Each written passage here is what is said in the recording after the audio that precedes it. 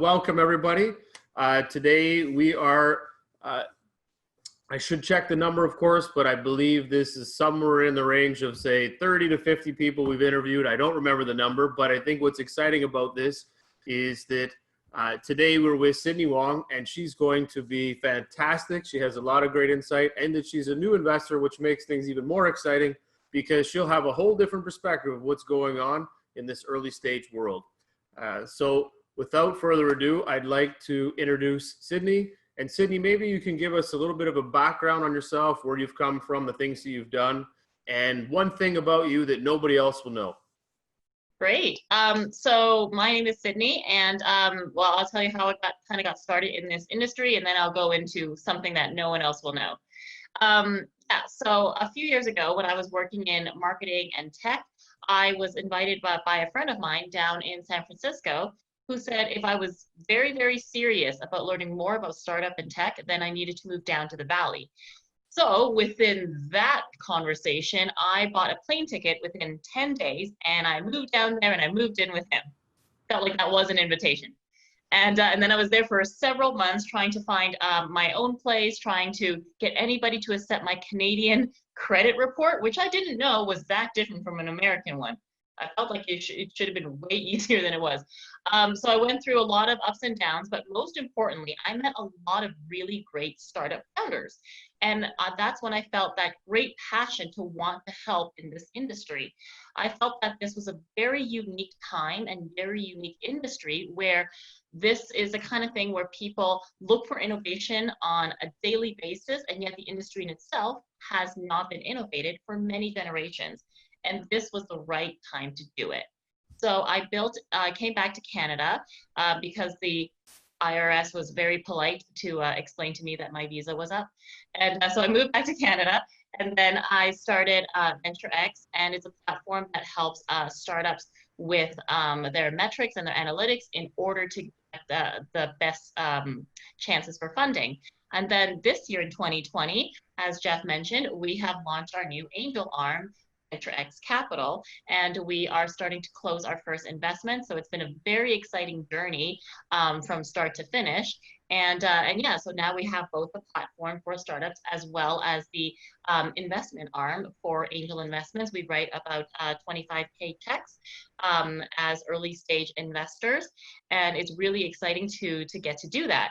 One thing that I think that a lot of people didn't know about me is that I lived in a lot of very interesting places. One of the places is it's been 19 years since I last traveled back to Hong Kong in China, which I went to last year, and it was so incredibly different. A few things that really stood out for me from my trip there was that I was living with family, so that was great. I do speak the language, which is helpful. And I was there to actually do a conference.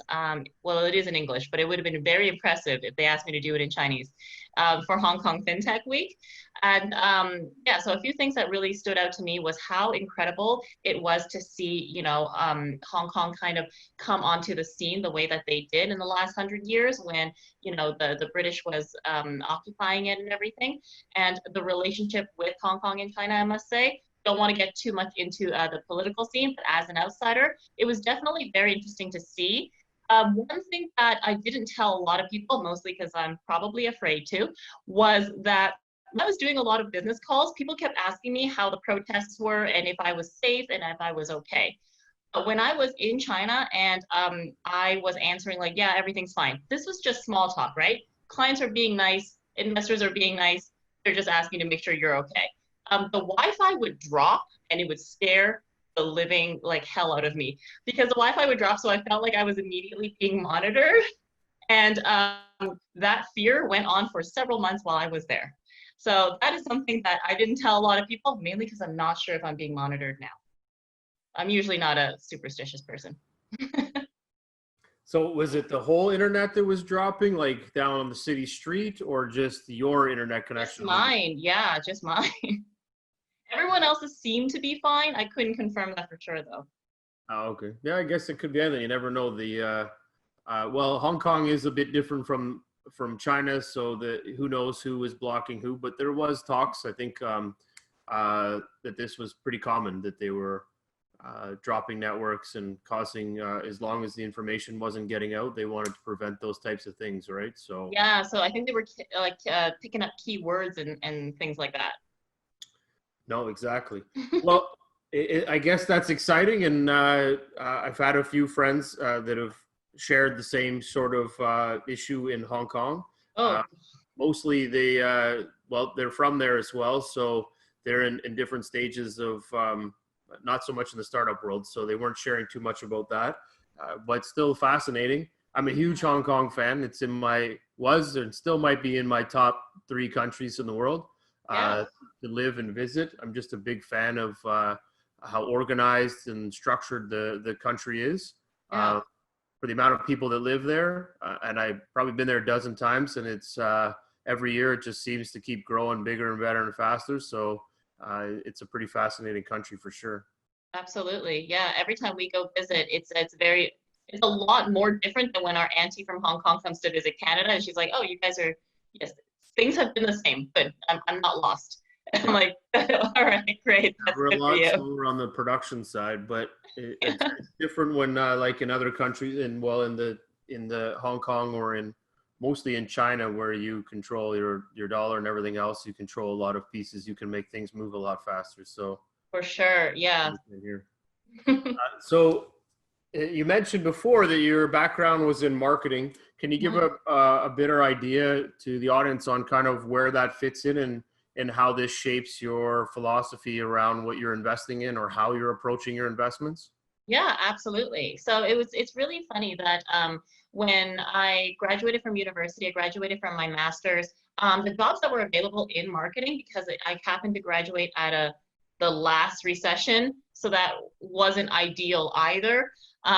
It was funny because the jobs that were available in marketing were very highly in either oil or tech. And so that's kind of why I went into tech in the first place, because they were hiring like crazy. These industries were growing like crazy. And then now we are seeing it in a very similar way, that, you know, the market is going up and down like crazy, but there are certain industries that really are leading the way, tech still being one of them, right? And the way that we are marketing in tech these days are very aggressive and competitive, and it's a very different realm. So one thing that I found to be interesting, that I hope we can see more of in the future in the world of marketing, is to be able to teach marketing better for people that are coming into the world. So we still don't teach, for example, growth marketing and growth hacks and learning from case studies as well as we really should be, because the old ways of doing it are not really going to cut it when you come onto the scene, right? So for example, I have 2 marketing interns that just started on our team, and they're both doing something different, but one of them is doing something in a little bit more of growth because all of our stuff is online. And it's funny because she's never learned it, but of course she's never learned it. I know that, I didn't expect that.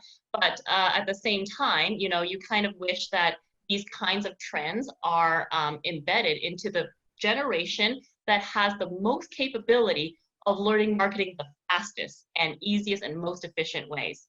And so I think that we all have to keep in mind that there are new hacks, new ways, and new shortcuts that are being coming into the market every single day, because your attention in marketing is the most expensive thing that you can ask for from your audience. And I think that we forget that and take that for granted way too often. And it's just becoming more and more and more limited every day.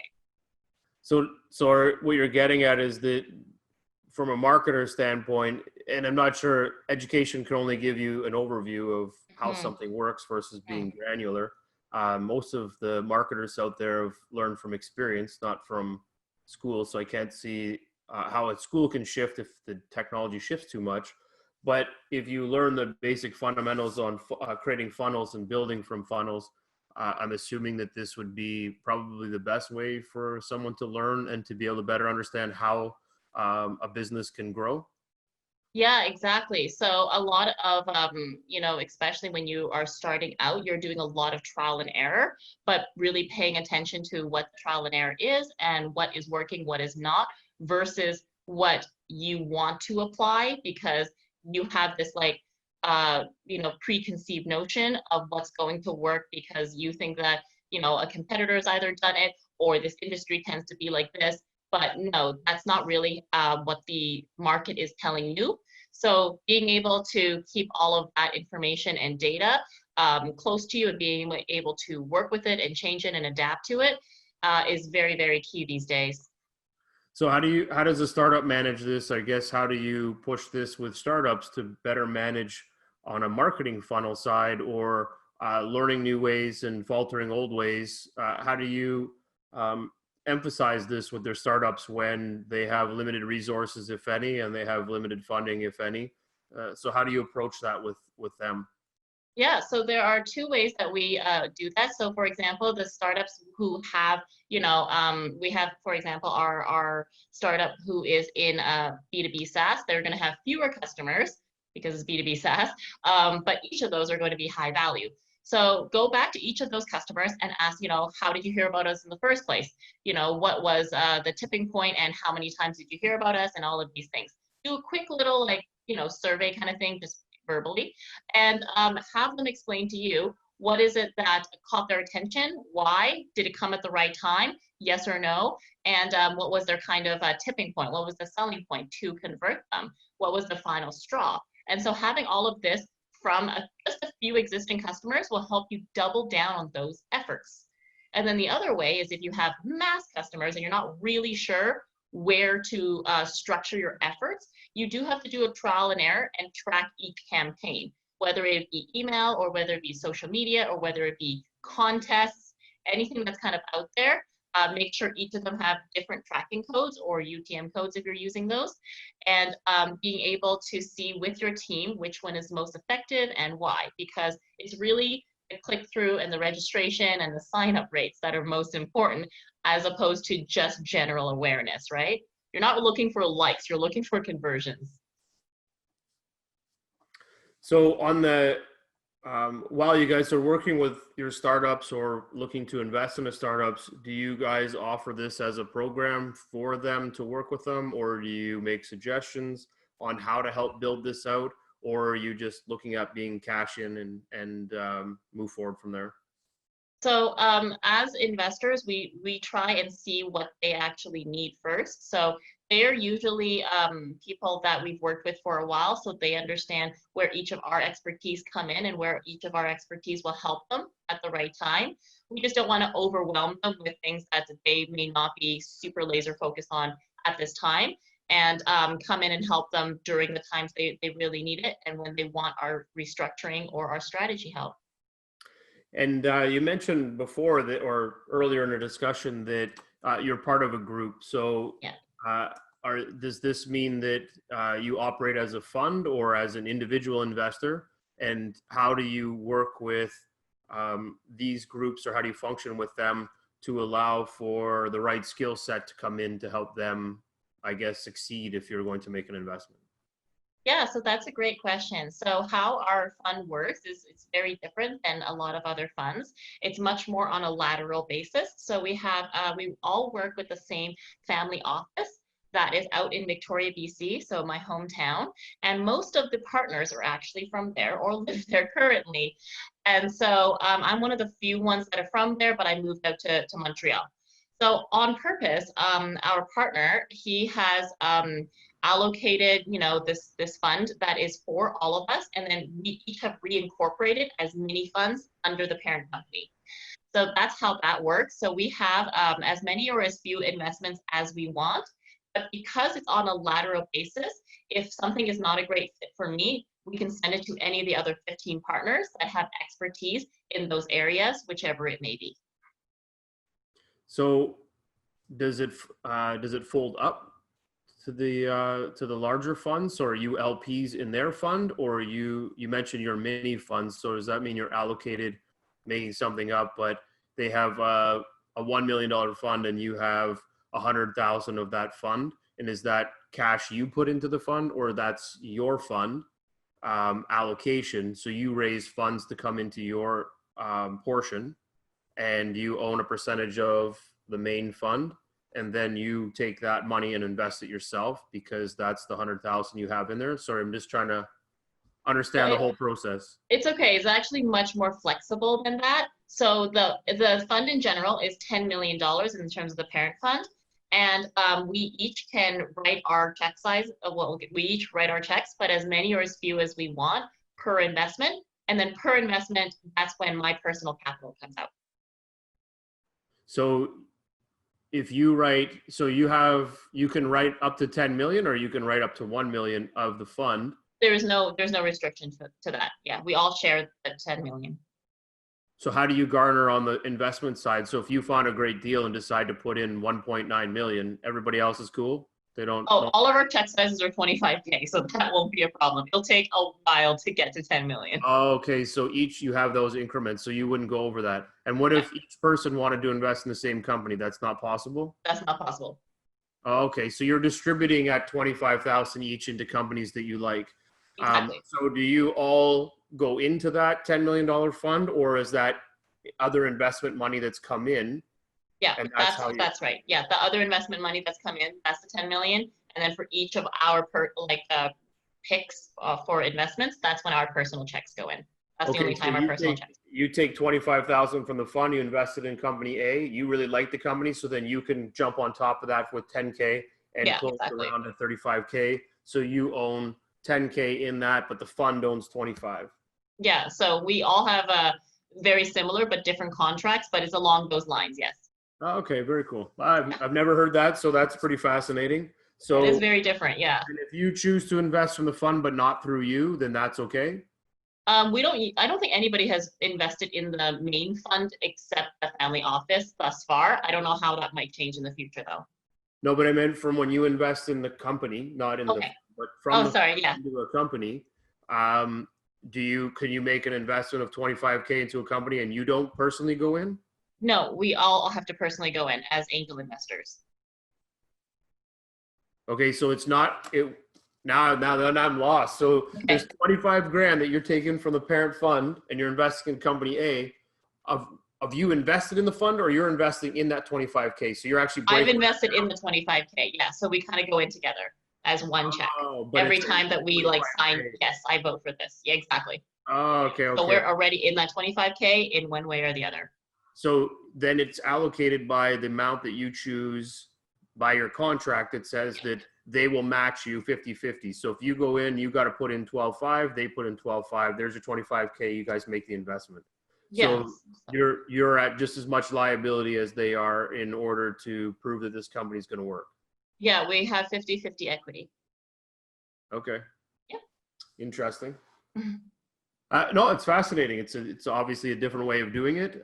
Puts more risk on your side, I guess, but at the same time, they're matching, or however the contract's set up. But that's pretty cool. So now, based on that structure, or based on your investments or your potential investments, how have you found the reception on the startup side? Are they? I'm guessing they don't need to know these details. They just need to know that you put 25K in and it comes from entity X. And they're cool with that.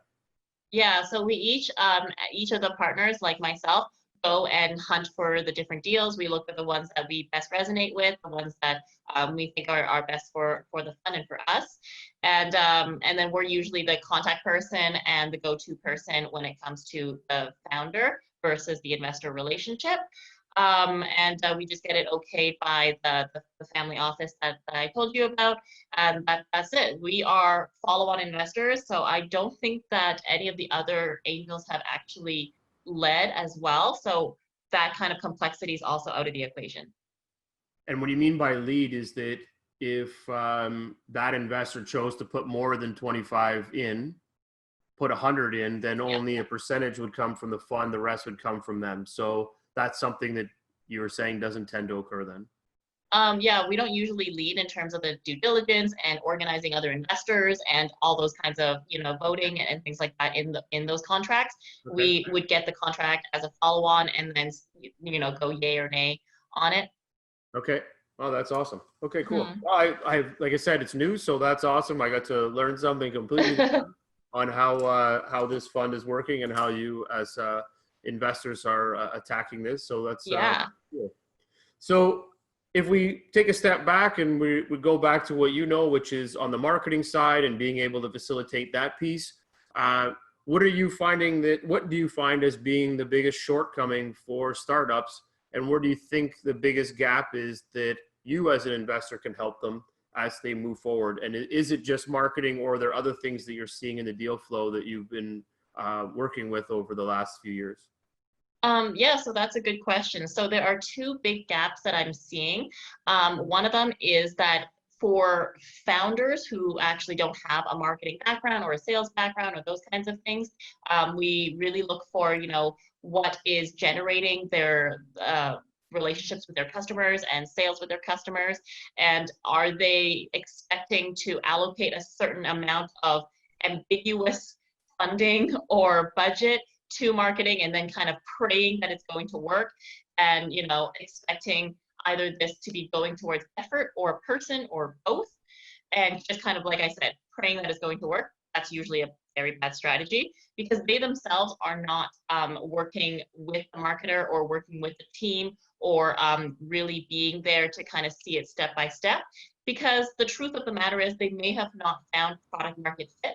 They may just think that they're at a certain stage, but they're really at a very different stage. And so hiring for marketing and kind of leaving it alone isn't really going to answer that question.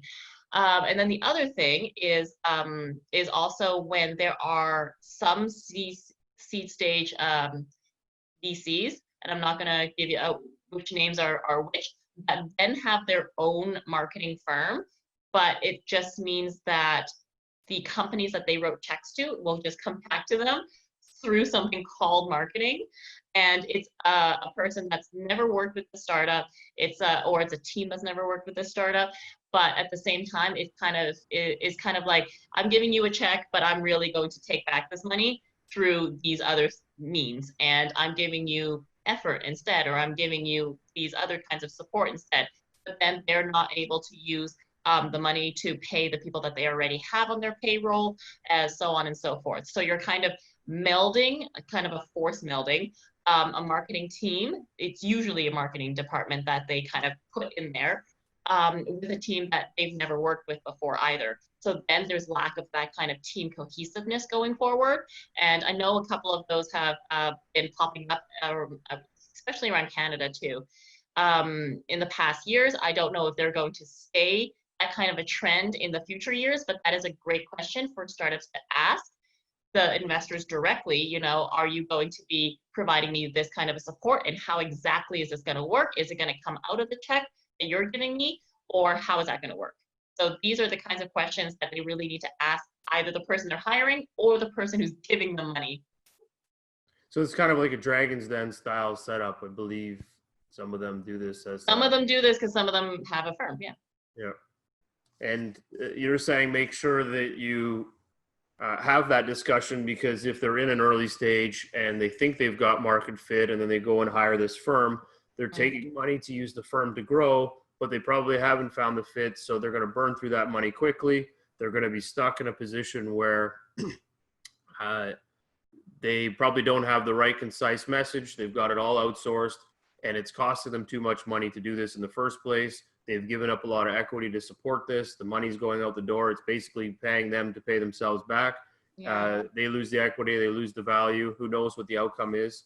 And now they don't have a brand voice internally, and they should really look at this beforehand to put something better together so that they can have the brand voice and minimize what they would be outsourcing and paying out the door if they're taking money that way. Absolutely. Absolutely right. Yeah. No, that's some good advice and a great way to, I guess, learn quickly about what are the other ways people are venturing and putting money into companies. So I like that and appreciate that background. So now, outside of that, you mentioned the fun, or you mentioned the building their customer relationships. Is there something in here where you're in a good spot, like where a startup will actually understand like they've got the right product fit, and what does that look like, and how do I know I've got the right product fit? Yeah, that's a great question. So there's no real formula or no real like top tier answer, because there are companies that have survived for many years and actually have never hit that point where they're really skyrocketing. They've just been doing well enough that they can keep going the next year. So there's a lot of range when it comes to product market fit. One great way that that you can test it out is to see if a paying customer is so happy with what you're doing that they're really able and willing to refer you to another paying customer, right? And then how many times can you replicate and duplicate that? What are you doing that is so successful that other people are A, not able to copy you because you're doing it so well, and B, that the customers are so happy that they really want you to be doing more for other people, and they want to refer you, and they want to do all of these things. So this would work in a lot of cases, probably not every case. If it's just a competition, if it's just you in the competition, you're probably not going to refer them. But in a lot of scenarios, you want to be able to have that kind of retention, that kind of customer satisfaction. And that is one of the things that, you know, we do look for in our portfolio companies is how happy are your customers. We do call them up to ask them. And this is one of the important things that I think are crucial in today's world is that real human connection. Now that things are so abstract as technology evolves, we want to see, are they real people? What do they really have to say? And, you know, if we were to ask them for 5 recommendations tomorrow, would they actually give it or would they be hesitating, and why not? No, I like that. And I think in any business, you need to have some sort of support, and getting testimonials or feedback from your customers is going to be a good way to build on your product, but also testimonies to allow other people to explore and want to buy your product. Yeah. If you haven't seen it. And I think today's world on SaaS models and e-commerce, everything is about reviews, finding out what the last 10 people said and deciding if they're going to stay in your Airbnb or they're going to buy your widget or enjoy your services. So I think that that's a great way to analyze an early company to say, hey, you know what, take this serious and look at these things first, and they'll help benefit you in the long term. But it also, from an investor standpoint, it benefits them because they're researching on you. And the first thing that they're going to pull up is, are there any great reviews on Google or anywhere else about you and your service or your product? And if there isn't, then I'm going to lose interest quite quickly. Mm-hmm. Absolutely. Yeah. That and that is something that I think not enough people take into consideration early enough. For sure. When we run our events, our Skip the Line event, one of the things that we do is we book a call, probably 2 weeks, I think it is, 2.5 or 3 weeks before, and then just prior. And we push the startups to actually tell everybody that they're running in this event. And when we first started this, it fell on deaf ears, and we were like, look, as much as this benefits us, this is really about you. When an investor looks you up, if they find nothing on you, they believe you've got nothing. Yeah. You have some traction somewhere, even if it's you pitched at an event or your logo is stuck on a wall, share it. Promote the hell out of yourself. It's hard to do, but really at the end of the day, it brings some value back at the end for an investor, but also for a customer to see that you were at an event, or you did go here, or you did do this. It makes a big impact, especially as myself and as an investor looking. If I don't see anything about you, I feel you're not doing your job. So how great of a startup can you be if nobody can find anything about you? That's true. We actually wrote an article for how startups, instead of marketing towards customers, how they should be marketing towards investors. So we wrote it on our blog page on our website, and it's titled "I Should Have Heard About You 10 Times Already." So it was based on this investor who, when I was first starting out, taught me, before you walk in the room to pitch me, I should have heard about you 10 times already. And I'm like, how are they going to do that? And so there were all of these tactics that we wrote and found out and researched on. And it was true. It was, if nobody is talking about you, they don't believe you've done anything. And if you have done something that's so great and only like one person hears it, it's kind of like that whole tree in the woods making sound analogy all over again, except it's about your business. No, that's great. And it takes time too, right? I think people expect that they're all going to be the next Tesla or something, and yeah, they're going to skyrocket through the markets, but it all takes a little bit of help and a little bit of sharing and pushing yourself out there for people to eventually get who you are. And the best advice I was given when I started my company, this was 15 years ago, I was at, a friend of mine was getting married, and one of the patrons that was attending, he said he was a startup business, and well, he had been in business for 10 years, but he said, you won't know you're a business until you've been in business for 5 years. And I never thought much of that, but I always kept this in the back of my mind. And what I realized that in my first 5 years, I didn't want to tell anybody that I was in business because I wanted to actually make sure that I had something before I told anybody. And I probably didn't, and I didn't tell anybody I was the CEO of my own company until probably year 6 or 7 for the same reason. Just like being in the background kind of thing. But what I did learn is that when I finally got to that, I kept hustling to get to year 5. And even though I learned this 5 years earlier, it never left my mind. And I kept pushing and pushing. And then when I got to year 5, that's when I realized that I was closing bigger contracts, that we were doing a lot more things. And that's when I actually felt I was a real company. So you can hustle and grow through many things, but if you don't put a voice and you don't share and you don't get out there, then that 5 years can take a long time to get there. So it's really important to share and get other people to share in your success as well, which is sharing information about what you did for them and why it was successful. Yeah, exactly. And hopefully there are people that are very relevant to your business and not just like your cousin who's like gung ho for you, you know? Isn't that what Google Maps is? That's for your family to come in and share to get you going. But exactly. Hey, it's all a starting point, right? Mm-hmm. It's all a starting point. So maybe you can chat a little bit more too about when you're working with these companies, what you find is the best outcome that matches their needs. So everybody has this value exchange that they're looking for. What's the best way that you find working with them? Is it face-to-face? Is it Skype calls or Zoom calls? Or what is the best way that you action with them? Are you acting as an accelerator so they're all in your office every week? What do you guys do that gets those startups that you're willing to jump into or invest in to work tighter, stronger, faster with you guys? Yeah, so that's a really good question. So usually they would sign on to our platform, and then we'd be able to actually see, you know, what their metrics are, where they're heading, are they growing, or are they just plateauing, right? So we're able to actually see and track them over a certain period of time. Everyone always wishes that they have more time to get to know the founders, the team, the person, the business before they invest. And not everybody always has that luxury, right? And so being able to see more information and data in the back end is key for us to be able to invest in any of the startups that we want. And so how we work with them, if we see that any of them are kind of rising, but not to the level that they expected, or they're plateauing or anything like that, we do have a monthly call with them. But the important thing isn't really just a monthly call where we have call to actions. We have actionable items for them to hit for the next call, which is the next month, or so on and so forth.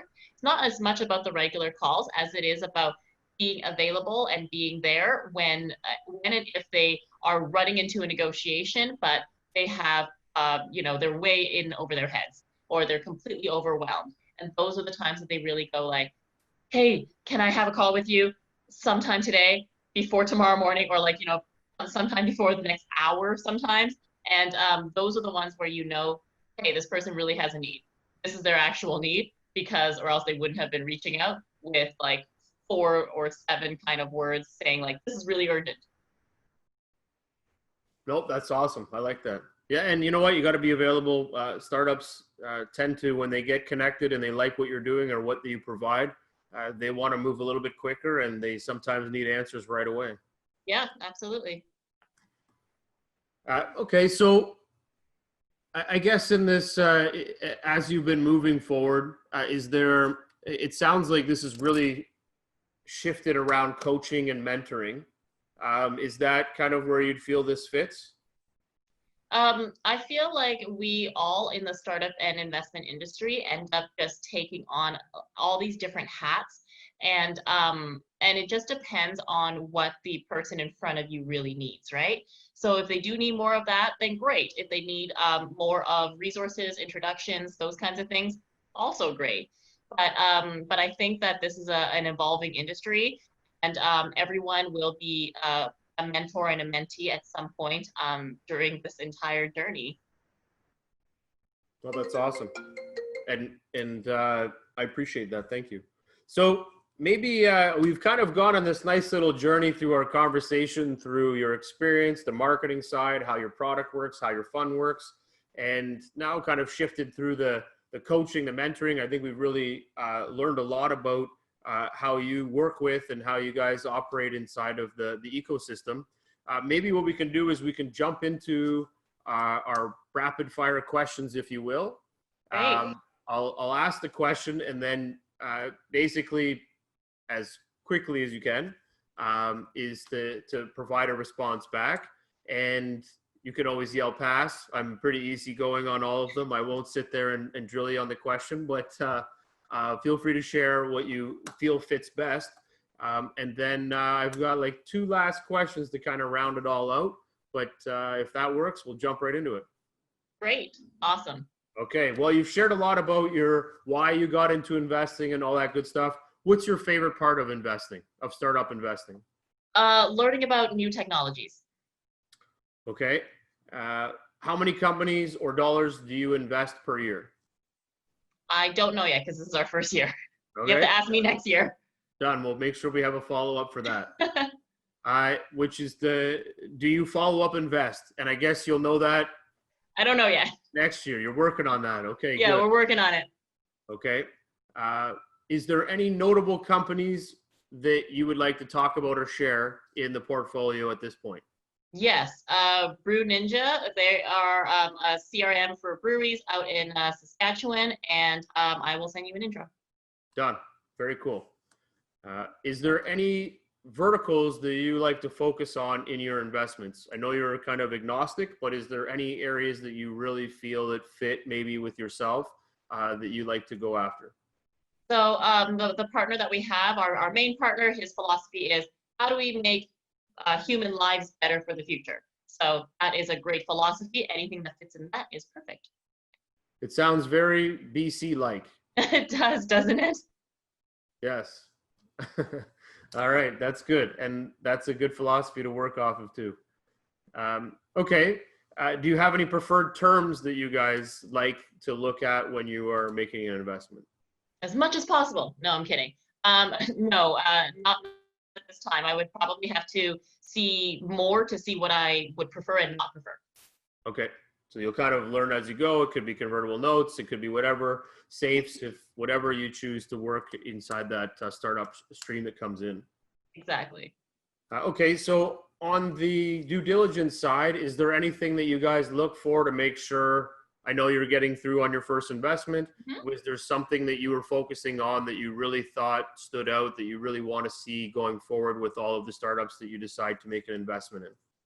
Paperwork-wise or yeah, I think in general, I would like to see, which is also why we are building platforms to aid this process, to make the process more concise, easier, more painless for both sides. That is what I would like to see in this industry.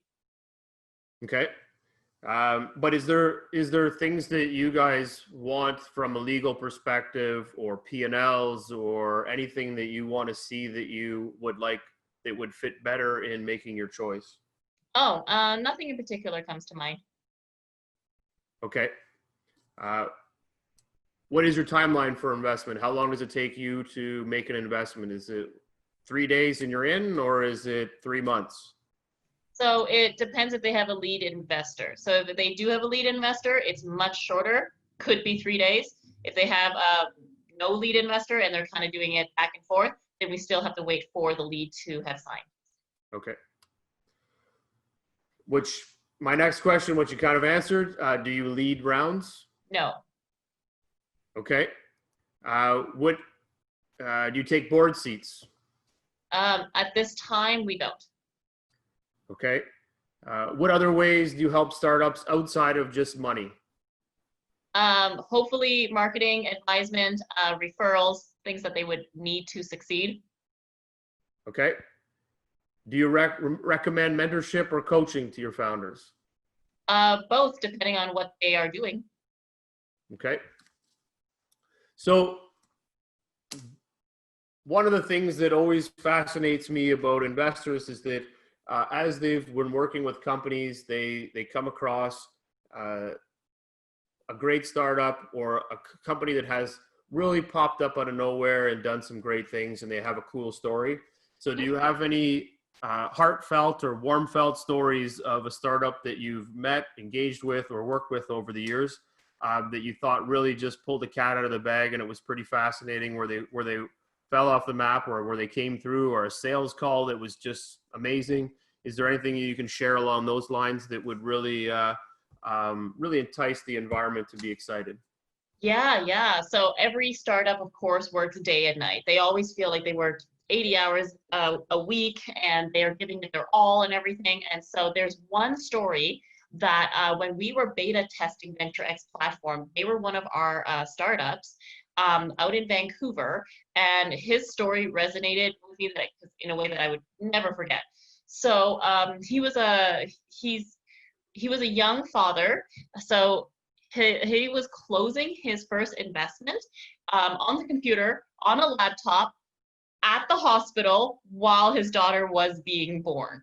And that was so surprising, the way that he was explaining this crazy story of how it happened. He's like, I was running back and forth in the hospital because I wasn't allowed to like be in here, and I had to do this, and then there was this call, and just like having that memory, that scene burned into my brain, it just made me always feel so humbled every time, when I or somebody else is going through something that is difficult or tricky, or you're tired, but at least you probably weren't trying to close an investment while your first child was being born. That's awesome. That's a startup making sure that they're taking business down and making sure that at the same time they're supporting their family and their new family. Yeah. That's pretty amazing. So startups have to wear many hats, and I guess in that side of things, they're working pretty strongly. So that's pretty cool. No, I love that. Always a good story about how an entrepreneur has to persevere. Absolutely. Okay, so we're kind of getting down to the last question that I have. And I guess based on the way the markets are today, do you have an outlook that you would think that right now, based on 2020, where we're sitting, where do you think the next 3 months are going to look like? And then where do you see it going in the next 3 years? And is there a specific vertical that you think is really going to pop in the next 3 years that investors or startups should look at getting into? Yeah, absolutely. So great question.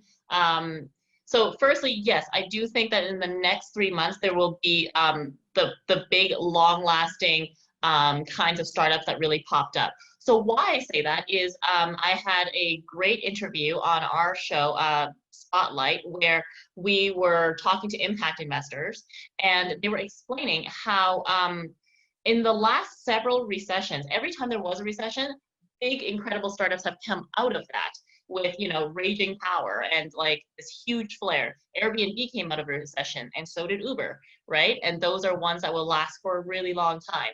So it's not that it's always going to be insane for everybody, or all the industries are suffering. So people are going in a direction of up and down, and that's kind of how we have to see it. Just like the markets are going up and down, just like that game that it keeps reminding me of, this game called Yahtzee. I don't know, we only played it when we were little. So it was like you roll a bunch of dice and then you throw it out. And if you don't like what you get, you kind of go back into the barrel, you roll a bunch of dice again, and then you get a whole bunch of different results. So basically, coming out of 2020, as we are ending the year, out of the pandemic, out of everything else that's happened, I believe that you will come out with a new set of winners and losers. Not that every industry and every single person is, in a spiraling down. No, I don't think that's really what's happening. I think that we will all be surprised who the new winners are going to be. And in the back of our heads, we're like, oh yeah, that makes sense. We should have thought of that. That's the way it should have been, right? So I think that's definitely going to happen. It will take longer to recover. These days, you'll have to ask not for funding for 12 to 18 months, but more of a 2-year mark, because you're going to need that extra buffer if it's your first round of financing, because you really don't know if you're going to get a follow-on round, if it's going to come in on time, and how badly the recession is affecting your other team members or your future team members. So that's how I think it will affect startup funding. And you had a last question. What was the last part of your question? Oh my. I had a good answer to it too. Oh, let me take 1 second to think of it. So what industries do you think are really going to take off? Oh, And, yes. and the other ones you answered. So that would be Yeah. So there are two things that came to mind about what industries I think will take off. So there was a great prediction in the past year that mental health would be the new thing, and there was a funny joke that I think my favorite, one of my favorite marketers, Gary Vee, said was, people are going to pay an absorbent amount of money to go into a room and sit. And that is very true. That's exactly what a meditation class sounds like. And but coming out of especially this isolation stage, I think that there will be more and more trends towards things like mental health, addiction, those kinds of things that were once being seen as, hey, this is really hard to measure. How do you measure the impact or the return on investment or those kinds of things? And to, hey, this is now a necessity. This should be part of your insurance. This is, important for people of all ages, not just this subset group of people. So that's one of the industries I think will definitely be trending. Another one that'll be trending, I think, downwards will be malls, because we're not shopping in the same ways as we were in the past 10 years or even the past year, right? You didn't buy things 6 months ago the same way you did 12 months ago, probably, for all of the same things, because they were not accessible to you, but they were available to you. And so there was a funny podcast from this great entrepreneur, James Altucher, who was having a funny discussion. You got to listen to this podcast. It was great, about the trends that were happening. But the best part of it was how he predicted that malls would become new retirement homes, because retirement homes were too crowded. There were too many people. They needed more space. And they're like, hey, where there's a lot of space? Empty malls. And they're already accessible by wheelchair because there are elevators everywhere. And so I thought that was really, really funny. I do hope something like that does happen. When it's going to happen, I don't know, but I think that malls definitely need a new revamp, regardless of whatever they turn into, just because people aren't going to automatically go back to that kind of behavior. And new trends are coming, and it's the kind of thing that, it's hard to fight that Goliath.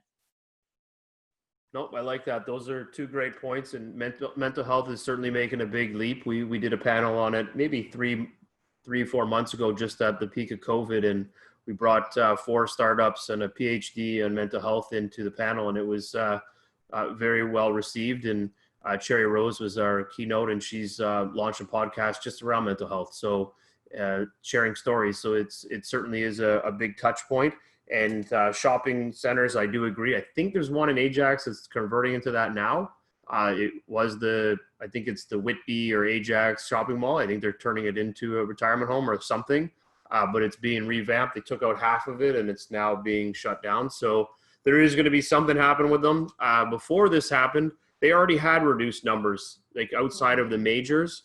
The other ones were having a tough go, but maybe those ones will change into, they were doing them as entertainment centers. So they were trying to find ways to get people to come there, like going to the movies, to go there for entertainment at the malls because of the space. So who knows now where they're going to go, because people aren't congregating, right? I drove by a band playing the other day with 30 cars in the parking lot honking. So that was very weird. If that's the next concert going, it's going to be very tough to have that type of growing up culture where I hung out in a parking lot in my car honking my horn to a band. But things the have whole Grease culture is going to come back with the drive-through movie theaters and everything. Yeah. It's all going to come back. Yeah. Yeah, it's going to be pretty crazy. Well, Sydney, I want to thank you very much for your time today. It was brilliant. Got to learn a lot. As always, I take lots of notes so I can share this out as we go. But I want to thank you again for all the insights. And the way we always operate is I want to give you the last word. So anything that you want to share with investors or with the startups, I give you the floor to do that. And thank you again for your time today. Thank you so much for having me. Yes, so if you are looking for a startup funding, please go to www.venturex.ca, and you can sign up. You have a 2-week free trial, so please try it out. And happy to meet you. Awesome. Well, thank you very much for that, and have a fantastic day. And again, appreciate all the insights. Awesome. Thank you. Well, that was awesome. So Sydney, amazing, came to us from Victoria, BC. She shared a lot of great insights on how they are approaching startups and working with them. And she popped in there some a couple of things that they look for, how their product's doing with customers, product feedback, is there a product market fit, and really coming from a marketer perspective, awesome. And it is 100% something that's needed. Totally can see that. And I think everybody kind of has to get around, how do I make sure that my product goes to market, has a fit, and I can start to get high growth, not just standard steady growth as we eventually were talking to. And I think I loved what she was saying about the future, man. Mental health is really important these days. And of course, what's going to happen with these big properties and how are they going to cope with the changes, with the shopping habit changes. So something to keep in mind was if you're trying to figure out where you want to be as an investor or where you want to be as a startup. But thank you everybody for joining us, and have a fantastic week.